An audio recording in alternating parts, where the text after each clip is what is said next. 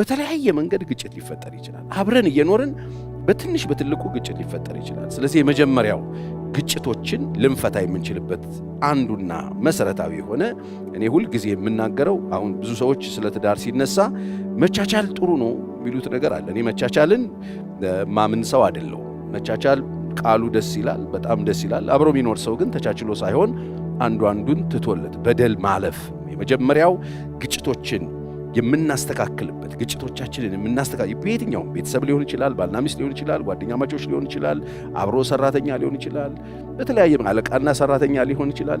በልዩ ልዩ መንገድ ሰዎች ግጭት ይፈጠራሉ። አንዳንድ ግጭቶችን የምናበርድበት ወይም የምናስወግድበት የመጀመሪያው ነገር በደልን ማለፍ ነው።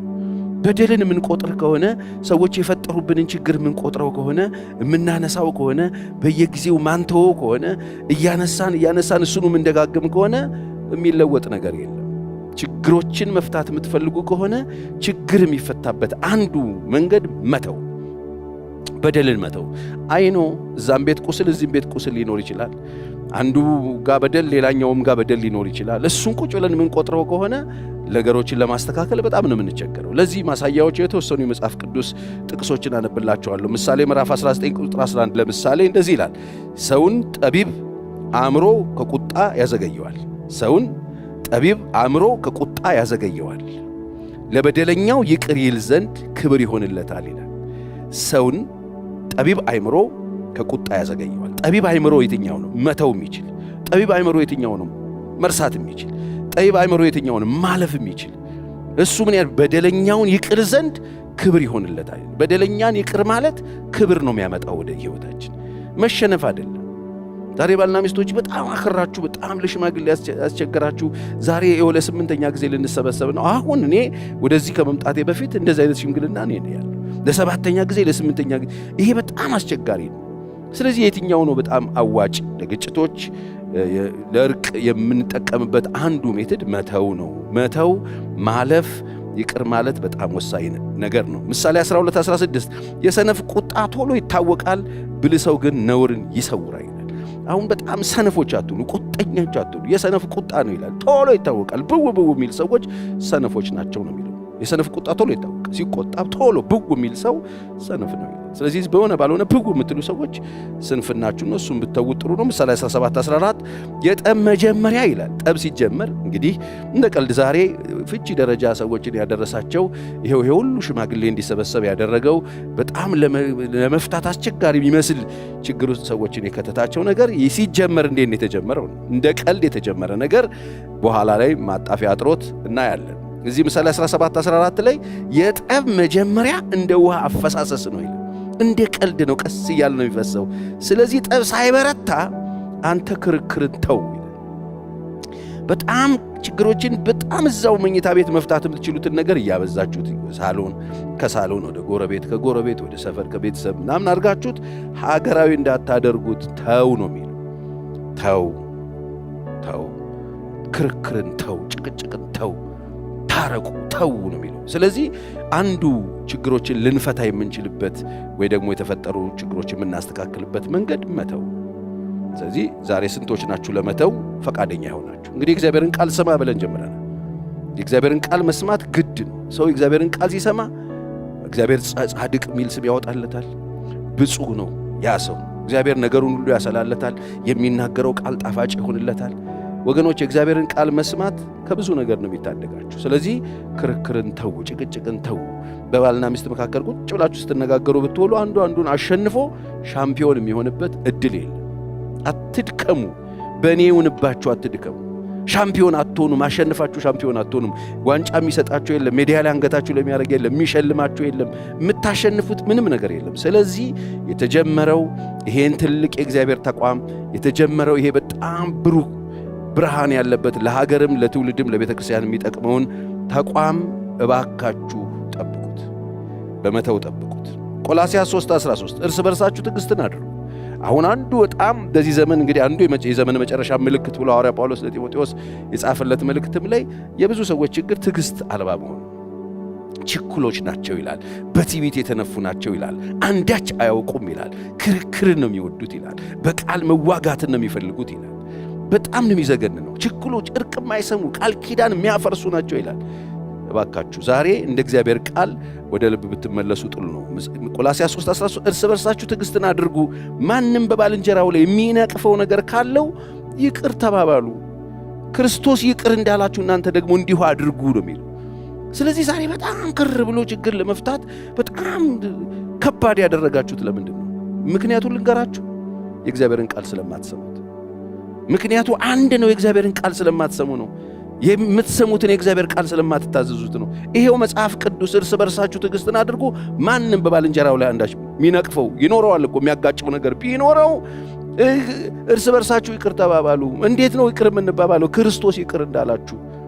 ክርስቶስ እንዴት ነው ይቅር ያላችሁ? የእናንተን በደል ቆጥሯል? የእናንተን ኃጢአት ቆጥሯል? የት አለ እስቲ? የትኛው ጋር ነው የእናንተ እንዲወስ ያወጣው? ስንት ነገር ትቶላችሁ የለም ወይ? ለምንድን ነው ለመተው የምትቸገሩት? ስለዚህ ቁጥር አንድ መተው ወሳኝ ነገር ነው፣ መጽሐፍ የሚናገረው እሱ። ስለዚህ የመጀመሪያው ነገር ችግሮች ሲፈጠሩ ግጭትን ለማስቀረት የሚጠቅመን የምናስተካክልበት የመጀመሪያው መንገድ መተው። ፓስተር ሼሪ በጣም ተጎድቻለሁ እኮ፣ በጣም ተበድያለሁ እኮ፣ በጣም ቆስያለሁ እኮ። በጣም ጥሩ ቆስላችሁ ሊሆን ይችላል። ነገር ግን ክርስቶስ ከቆሰለው በላይ ቆስላችኋል ወይ? ክርስቶስ ከደማው በላይ ደምታችኋል ወይ? ክርስቶስ ከተገረፈው በላይ ተገርፋችኋል ወይ? ክርስቶስ ከተከዳው በላይ ተከርታችኋል ወይ? ክርስቶስ ከተሸጠው በላይ ተሽጣችኋል ወይ? ክርስቶስ ከደረሰበት ነገር በላይ ደርሶባቸው እያላችሁ ያላችሁት እሱ ነው። እሱ እዛ ላይ ተንጠልጥሎ የሚያደርጉትን አያውቁም፣ ይቅር በላቸው ብሎ ይቅርታ አድርጉ። ለሁላችንም በደል ኃጢአት መስዋዕት ሆኖ ይቅርታ ሰጥቶናል። ስለዚህ እርሱ ይቅር እንዳላችሁ እርስ በርስ ይቅር እንድትባባሉ መጽሐፍ ቅዱስ ይጠብቃል፣ የእግዚአብሔር ቃል። አንደኛ ጴጥሮስ 4:8 ትጸልዩ ዘንድ በመጠን ኑሩ። በመጀመሪያ ደረጃ መጸለይ እንድትችሉ የሚያደርጋችሁ በመጠን መኖር ነው። መጸለይ እንድትችሉ በመጠን ኑሩ። ሁሉ ነገራችሁ ልክ ይኑረው። ፍቅር የኃጢአትን ብዛት ይሸፍናልና ከሁሉ በፊት እርስ በርሳችሁ አጥብቃችሁ ተዋደዱ ብሎ መጽሐፍ ቅዱስ ይናገራል። ስለዚህ ከሁሉ አንደኛ መጸለይ የማትችሉ ከሆነ የእግዚአብሔርን ጸጋ ማግኘት ከእግዚአብሔር ጸጋ ጋር ለመቆም በጣም ነው የምትቸገሩት። መጠን የሌለው ሕይወት ላይፋችሁ በጣም ቡርክክ ያለ ከሆነ ሕይወታችሁ የተመታ ነው የሚሆነው። ስለዚህ በመጀመሪያ እግዚአብሔር እንደተናገረው አጥብቃችሁ እርስ በርሳችሁ ተዋደዱ ተብሎ የተጻፈላችሁ የእግዚአብሔርን ቃል ስሙ። የእግዚአብሔርን ቃል ስትሰሙት ነው ነገሮቻችሁ ጣፋጭ የሚሆኑት። የአንደበታችሁ ቃል ጣፋጭ የሚሆነው ለእርቅ እሺ የምትሉ የእግዚአብሔር መንፈስ የሚሰራባችሁ የምትሆኑት የእግዚአብሔር መንፈስ እንደ ልቡ በእናንተ ላይ ፈቃዱን ሐሳቡን ለመፈጸም የሚችልበት ዕድል የእሽታ መንፈስ እናንተ ጋር የሚያገኘው በእግዚአብሔር ፊት ቃሉን ስትሰሙ። ሁለተኛ እንግዲህ ችግሮችን ለመፍታት ለመታረቅ ነው። በቃ መታረቅ ነው። በመታረቅ ነው የሚፈታው። በእርቅ ነው የሚፈታው። በመተው በቃ የተበደልነውን ነገር ባለንበት ስፍራ ትተን የሆነውን ነገር ትተን ከዛ ለመታረቅ ሬዲ መሆን። ስፔሻሊ ትዳር ውስጥ በተለይ በትዳር ውስጥ ቁጥር ያላቸው ጊዜዎች ያሳለፋችሁ ሰዎች አሁን በጣም ብዙ ሰው በጣም ያሞቀው የወንድና የሴቱ ኬዝ ብቻ አድርጎ ስላሰበው የእናንተ የሁለታችሁ ኬዝ የነበረው ከመጋባታችሁ በፊት ነው ብያለሁ። ከተጋባችሁ በኋላ በወንዱ በኩል የወንዱ ቤተሰብ፣ በወንዱ በኩል የወንዱ ጓደኞች፣ በሴቷ በኩል የሴቷ ቤተሰብ፣ በሴቷ በኩል የሴቷ ጓደኞች ያልፍና የሀገር ይቀጥልና የፓስተር ቸር የሆነው ነው እዚህ ጋር ያለሁት። ስለዚህ ይህንን ችግር የተፈጠረን ችግር ተዉት። በቃ እግዚአብሔር ትቶላችኋል። እግዚአብሔር በክርስቶስ ይቅር እንዳላችሁ ይቅር ተባባሉ። ያንን ተዉትና እንደ አዲስ ታርቆ ለመኖር ሬዲ ሁኑ። መታረቅ በጣም ጥሩ ነው። እግዚአብሔር ከሰዎች ጋር ታርቆ ኖሯል። እንኳን እናንተ ኢጓችሁን ተዉ። እግዚአብሔር ቅዱስ ነው። እግዚአብሔር አምላክ ነው። እግዚአብሔር መንፈስ ነው። የሁሉ ባለቤት ነው። ከሰው ጋር ተቀያየሙ፣ ሰዎች አስቀየሙት፣ ከተጣሉ፣ ከሰው ጋር ተለያየ፣ የራሱ ጉዳይ ብሎ አልተቀመጠም። ሰውን ለማዳን የሄደበትን ርቀት አስቡ። እግዚአብሔር እንኳን ኃጢአት በደል ትቶ ሰዎችን ታርቋል። እናንተ እነማን ናችሁ? ስለዚህ በመተው ከዛ ደግሞ ለእርቅ ራሳችንን በማዘጋጀት መመለስ አለብን። ብዙ ጊዜ እናገራለሁ፣ ስንታረቅ ለመታረቅ ስንመጣ የኛን ይቅርታ አይደለም የምንሰጠው። ለመታረቅ ስንመጣ የኛን ምሕረት አይደለም የምንሰጠው። ወገኖቼ እኔ ሁልጊዜ ሰዎች እንደዚህ አይነት ሕይወት በጣም የሚከብዳቸው የተቀበሉት ስለሌላቸው የሚሰጡት አይኖራቸው። የተቀበላችሁት ምሕረት ካለ ለመስጠት ትችላላችሁ። የተቀበላችሁት ይቅርታ ካለ ለመስጠት ትችላላችሁ። የተቀበላችሁት ይቅርታ አለ ወይ? የተሰጣችሁ ይቅርታ አለ ወይ? የተሰጣችሁ ካለ ስጡ። ምክንያቱም ይቅርታ እኛ ጋር የተቀመጠ የእግዚአብሔር ንብረት ነው። ሁላችንም የምንኖረው በይቅርታ ነው። ሁላችንም የምንኖረው በምህረት ነው። እግዚአብሔር ይቅር ብሎን ነው። ኃጢአት በደላችንን ትቶት ኃጢአታችንን ጠቅጥቆ ወደ ባህር ጥሎልን ደግሜ ያላስብባችሁ ብሎ ማን ነው ያለ ምህረት የቆመ? ማን ነው ያለ ይቅርታ የቆመ? ስለዚህ ይሄንን ማድረግ ምንም አማራጭ የለው። ስለዚህ በእርቅ መፍታት አንዳችን ከማለፍ በላይ ምንም ከመተው በላይ ሌላ ምንም እናደርገው ነገር የለም። ምክንያቱም በደልን ኃጢአትን እምቢ ብለን እርቅን በእርቅ አንፈታም ብለን ብንይዘው የምንጠቀመው ነገር የለም፣ መርዝ እንደመጠጣት። ምክንያቱም የእግዚአብሔር መንፈስ እሺ ባይ፣ ታራቂ፣ ገር፣ የዋህ ናት ይላል መጽሐፍ። ከዚህ ውጪ የሆነውስ የዲያብሎስ የሥጋ የአፈር እንደሱ አይነት ጥበብ ናቸው። እነዚህ ጥበቦች ሁሉ ውሸተኛ ጥበቦች ናቸውና ይሄን ብታረጉ ጥሩ ነው።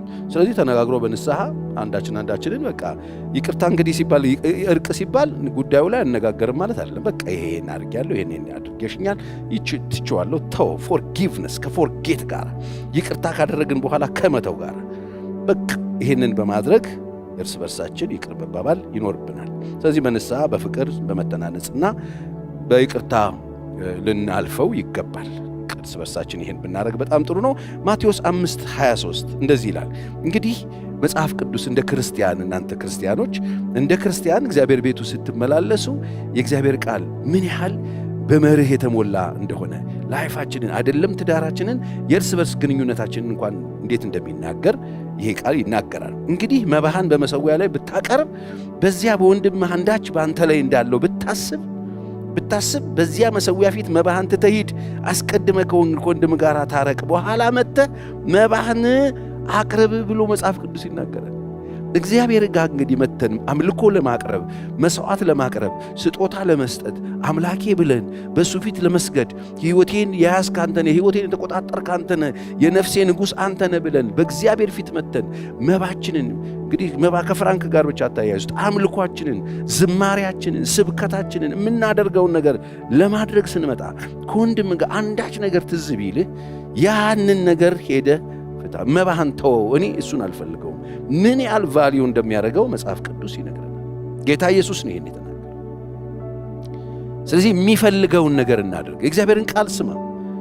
እርቅ በጣም ወሳኝ ነገር ነው። እርቅ የምናደርግበት ምክንያት አንደኛ ከእግዚአብሔር ጋር ያለንን ነገር ለማስተካከል። ስለዚህ በአንዳች ነገር እንዳለው ብታውቅ ብታስብ እንዳለው ብታስብ አስቀይመኸኛል፣ ተቀይሜሃለሁ፣ በድለኸኛል፣ በድለሽኛል፣ በደል ካለ ንክኪዎች ካሉ ወደ ልባችን የመጣ ነገር ካለ የሚናገረን ነገር ካለ ሄደን በሱ ጉዳይ እንድንፈታ መጽሐፍ ቅዱስ ያዘናል። የመርህ አምላክ ስለሆነ ምሳሌ 28:13 ኃጢአቱን የሚሰውር አይለማም። አያችሁ፣ ኃጢአትን ሰውሮ መኖር፣ ኃጢአትን የማይናዘዝ ኃጢአትን ይቅርታ የማይጠይቅበት ሰው አይለማም ነው። በእርቅ መፍታት አለብን። ስለዚህ ባልና ሚስቶች ግጭቶች ሲፈጠሩ ሁለተኛ ልንፈታ የምንችልበት ችግሮቻችንን በእርቅ እርስ በርሳችን ለመታረቅ አንዳችንን ይቅርታ ጠይቀን መሆን አለበት። ገላትያ 6:1 ወንድሞች ሆይ ሰው በማናቸውም በደልስ እንኳን ቢገኝ መንፈሳዊ የሆናችሁ እናንተ ወደዚያ ያለውን ሰው በየዋሃት መንፈስ አቅኑት፣ አንተ ደግሞ እንዳትፈተን ራስህን ጠብቅ ይላል። እንግዲህ ማናቸውም ወንድሞች ሆይ ሰው በማናቸውም በደል እንኳን ቢገኝ በደል አለ ብላችሁ ብታገኙ ፍረዱ አይደለም የሚለው።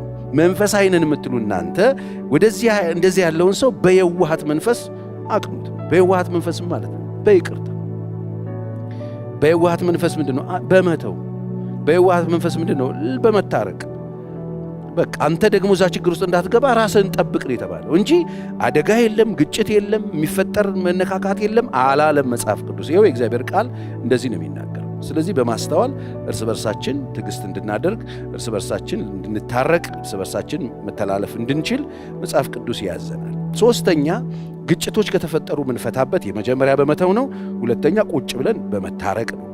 እርስ በርሳችን እንደ እግዚአብሔር ቃል ተነጋግረን ንስሐ አንዳችንን ተነጋግረን በደላችንን ቅያሜያችንን ነግረን ያንኛውንም ወገን ሰምተን እርስ በርስ ይቅርታ ተጠያይቀን እንደ እግዚአብሔር ቃል በየዋሃት መንፈስ አሸናፊ ለመሆን ሻምፒዮን ለመሆን ሳይሆን በየዋሃት መንፈስ አንዳችንን ለማቅዳት ይህንን እንድናደርግ ያስፈልጋል። ሶስተኛው ድርድር። በድርድር ነው እርቅ መፍጠር ይቻላል። ይሄ ብዙ ጊዜ ከንብረት ጋር የተያያዘ ነገር ከንብረት ጋር የተያያዘ አብሮ በቢዝነስ ሊሆን ይችላል፣ በገንዘብ ሊሆን ይችላል፣ በቤቶች ሊሆን ይችላል፣ በልዩ ልዩ ቁሳቁስ ሊሆን ይችላል። በእንደዚህ አይነት ነገር ተነካክተው ሰዎች ከተጋጩ በኋላ በተለይ ቤተክርስቲያን አካባቢ ያላችሁ ቅዱሳን ወንድሞቼና እህቶቼ ይሄ ጉዳይ በጣም ጥንቃቄ የሚፈልግ ነው። እኔ ብዙ ጊዜ እናገራለሁ፣ የምታደርጉትን ነገር በጣም በጥንቃቄ የምትሰሩ ሰዎች ሕጋዊ መልክ አስይዛችሁ ፊርማ ኖሯችሁ እንድትሰሩ በተደጋጋሚ ተናግሬ አውቃለሁ፣ አስታውሳለሁ። እዚህ ዝም ብላችሁ እንደው የሄዳችሁ ከዛ ከገባችሁ በኋላ ለአስታራቂም ለገላጋይም ለሽምግልና የማይመች አይነት ነገር ይዛችሁ የምትመጡ ሰዎች በጥንቃቄ ብትመላለሱ ጥሩ ነው። ስለዚህ ድርድር ያስፈልጋል። አንዳንድ ጊዜ ንብረት ከሆነ ሀብት ካለ አንዳንድ ነገሮች ካሉ የተጣላ ሁሉ ይቅር ይባባል። ይተው ሲባል አንዱን ነገር ይዝረፍ ይውሰድ ማለት አይደለም።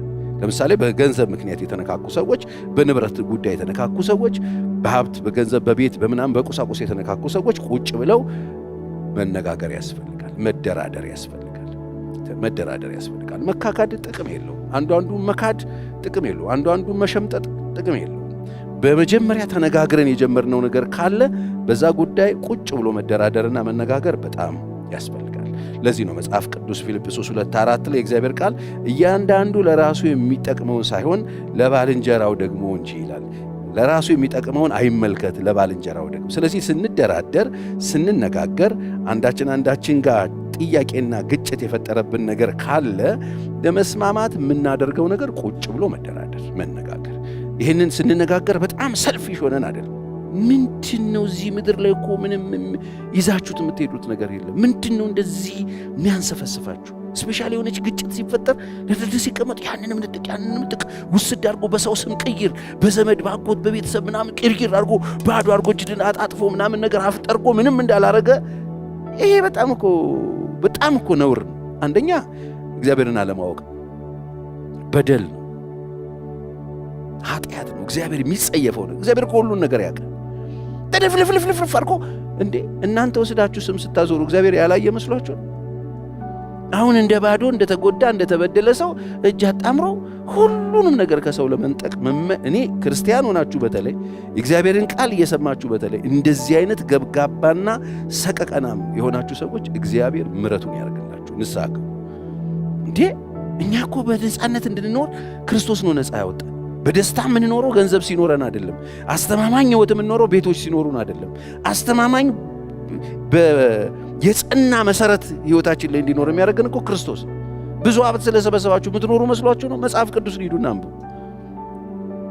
አንብቡት። የሰው ሕይወቱ በገንዘቡ ብዛት አይደለም። ከመጎምጀት ተጠበቁ። ያንንም አይመራችሁ። የሰው ነገር ለመንጠቅ በተለይ እንዲሁ አለመስማማት ተፈጥሮ እንኳን ስትለያዩ አንዱን ንጭጭት አድርጋችሁ ራቁቱን ለመጣል የምትሮጡ ሰዎች በጣም ነው። ምን ማለት ነው? አታውቁትም? ህሊና የላችሁም። እዚህ ያርጋችሁ በሆነ መንገድ በህግ በምናምን ልታሸንፉት ይችላል። ህሊና የሚባል ነገር የለም ወይ? ከየት እንደተነሳችሁ ረሳችሁት ወይ? እንዴት ነው ሰው በጣም ለፍቶ ወጥቶ ወርዶ ሌሊትና ቀን ሰርቶ ያፈራውን ሀብት በሆነ መንገድ ገብታችሁና ትዳር ስለያዛችሁ ብቻ መጨረሻ ላይ እንዲህ ብጥስጥሱ ነው ታችሁ ራቁቱን ለመጣል የምትሮጡ ሰዎች የት ነው እየሄዳችሁ ያላችሁት? እግዚአብሔር እኮ ይጠይቃችሁ። የት ከርመህ እንደመጣ ምን ሰርተህ እንደመጣ እግዚአብሔር ይጠይቃል። እዚህ ድርድር የሚባል ድርድር ስንቀመጥ ደግሞ ለእያንዳንዱ ለራሱ አይደለም ማሰብ፣ ለራሱ የሚጠቅመውን አይደለም መፈለግ ያለበት፣ ለባልንጀራው ደግሞ እንጂ ነው። ይሄ በየዋህት ድርድር የሚለው ይሄ ነው። በገንዘብ ጉዳይ ቢሆን፣ በንብረት ጉዳይ ቢሆን፣ በልዩ ጉዳይ፣ በልጆች ጉዳይ ቢሆን ስንደራደር ማንኛው ነው አንዳችን ማሰብ መቻል። እንደው አልሆን ብሎ እንኳን ማንኖር ከሆነ ይሄ እግዚአብሔር ቃል ነው። ስሙት። ሰላም መሆን ከፈለጋችሁ፣ ደስተኛ መሆን ከፈለጋችሁ፣ በእግዚአብሔር ፊት የከበራችሁ ሆናችሁ መጨረስ ከፈለጋችሁ በድርድር እግዚአብሔር አምላክ ግጭቶችን እንድንፈታ መንገዶቹ እነዚህ ናቸው። በደልን እንተዋለን፣ ለመታረቅ ፈቃደኛ እንሆናለን። ስንታረቅ እንተውና አንዳችንን እግዚአብሔር በክርስቶስ ይቅር እንዳለን ይቅር ተባብለን እንለያያለን። ሶስተኛ ድርድር ደግሞ ያስፈልጋል። ቁጭ ብሎ መነጋገር ያስፈልጋል። የትናንትናው ጉዳት መልሶ ቤታችን እንዳይጎዳ መነጋገር ያስፈልጋል። ንብረት ውስጥ ያልገቡ ሚስቶች፣ ቤት ውስጥ ያልገቡ ሚስቶች፣ እስካሁን ድረስ የተንጠለጠለ ጉዳይ ይዘው የሚኖሩ በጣም ብዙ ሴቶችም ወንዶችም አሉ።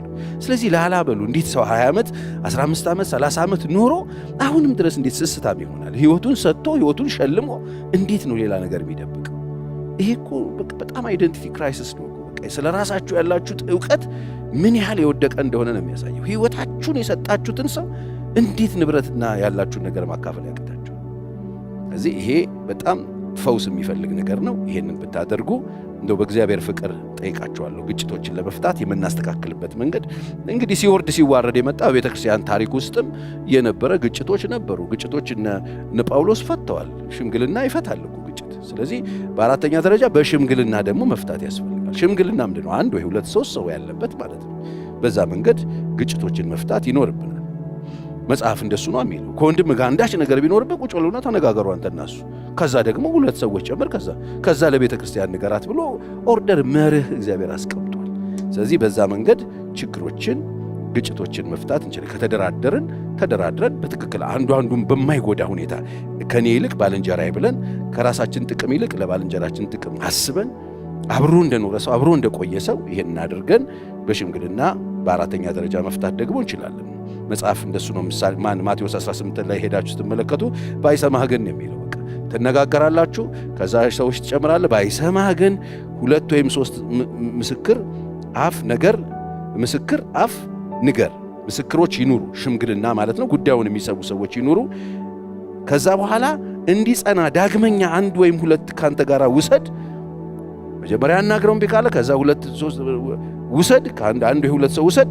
ሁለቱን አነጋግራቸው፣ ችግራችሁን መፍታት አለባችሁ፣ ይህንን አድርጉ። ሰው ጨምርና ከዛ ፍቱ ነው የሚለው። ሽምግልና የሚባል ደግሞ ስርዓት አለ። ችግር አለብህ፣ ሂድና አናግረው ጓደኛህን። ችግር አለብሽ፣ ሂጂና ባልሽን አናግረው። ሁለታችሁ ተነጋገሩ። ከዛ ካልሆነ ደግሞ ሰው ጨምሩ። እማኝ የሆነ ሰው፣ ጤነኛ ሰው፣ ሽምግልና የሚያውቅ ሰው ጨምሩ። ከዛ ደግሞ በኋላ ሲበረታ ወደ ቤተ ክርስቲያን ውሰዱ ብሎ መጽሐፍ ቅዱስ ይናገራል።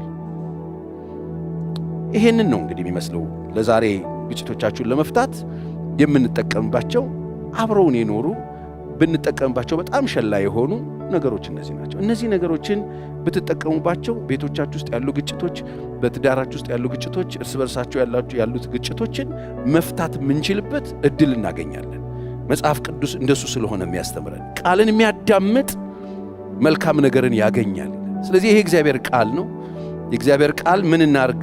ግጭቶች ተፈጥረዋል፣ በምን እናስተካክል ስትሉት በደልን እለፉ። ከዛስ ታረቁ። ስትታረቁ በደልን አትቁጠሩ፣ እግዚአብሔር በክርስቶስ ይቅር እንዳላችሁ እርስ በርስ ይቅር ተባባሉ። ኤፌሶን 4:30 ላይ ሄዳችሁ ተመለከቱ። እግዚአብሔር በክርስቶስ ይቅር እንዳላችሁ 31 ከ29 ጀምሮ ሄዳችሁ ይሁት። እርስ በርሳችሁ ቸሮችና አሩሮዎች ሁኑ ይላል። ግጭት ሲፈጠር ቸርና አሩሮ መሆን ይጠይቃል ማለት ነው። ከዛስ እግዚአብሔር በክርስቶስ ይቅር እንዳላችሁ እርስ በርሳችሁ ይቅር ተባባሉ። እግዚአብሔር በክርስቶስ እንዴት ነው ይቅር ያላችሁ? እግዚአብሔር በክርስቶስ እንዴት ነው ይቅር ያለ? እሱን አንድ ጊዜ አስቡት። እግዚአብሔር በክርስቶስ እንዴት ነው ይቅር ያለ? እሱን ሳስበው እግዚአብሔር በክርስቶስ እኔን ይቅር ያለበትን ይቅርታ ሳስበውና ሳገኘው የእግዚአብሔርን ቃል ስሰማና ይሄን ሳገኘው ሄጄ ለባልንጀራዬ፣ ለሚስቴ፣ ለባል፣ ለጓደኞቻችን ይቅር ማለት አይሳልም። ምንም አይነት በደል ተበዳድላችሁ ቢሆን መተው ጥሩ ነው።